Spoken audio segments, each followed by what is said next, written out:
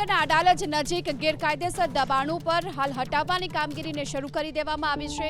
અમદાવાદ મહેસાણાના રોડને પહોળો કરવા માટે આ કામગીરી હાલ શરૂ કરવામાં આવી છે। જુંડાલથી અડાલજ સુધી રોડને પહોળો કરવાની કામગીરી થઈ રહી છે અને એ માટે જ આ દબાણોને હટાવવામાં આવી રહ્યા છે। ધાર્મિક સ્થળ ઉપરાંત જે સરકારી જમીન પર જે ગેરકાયદેસર મકાનો ખડકી દેવામાં આવ્યા છે આ તમામને તોડી પાડવાની અત્યારે શરૂઆત થઈ ચૂકી છે। માર્ગ મકાન પંચાયત વિભાગ અને ગુડા દ્વારા આ સંયુક્ત કામગીરી હાથ ધરવામાં આવી રહી છે।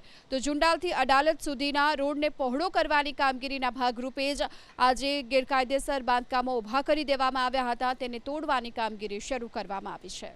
અમદાવાદ મહેસાણાના રોડને પહોળો કરવા માટે આ કામગીરી હાલ શરૂ કરવામાં આવી છે। જુંડાલથી અડાલજ સુધી રોડને પહોળો કરવાની કામગીરી થઈ રહી છે અને એ માટે જ આ દબાણોને હટાવવામાં આવી રહ્યા છે। ધાર્મિક સ્થળ ઉપરાંત જે સરકારી જમીન પર જે ગેરકાયદેસર મકાનો ખડકી દેવામાં આવ્યા છે આ તમામને તોડી પાડવાની અત્યારે શરૂઆત થઈ ચૂકી છે। માર્ગ મકાન પંચાયત વિભાગ અને ગુડા દ્વારા આ સંયુક્ત કામગીરી હાથ ધરવામાં આવી રહી છે।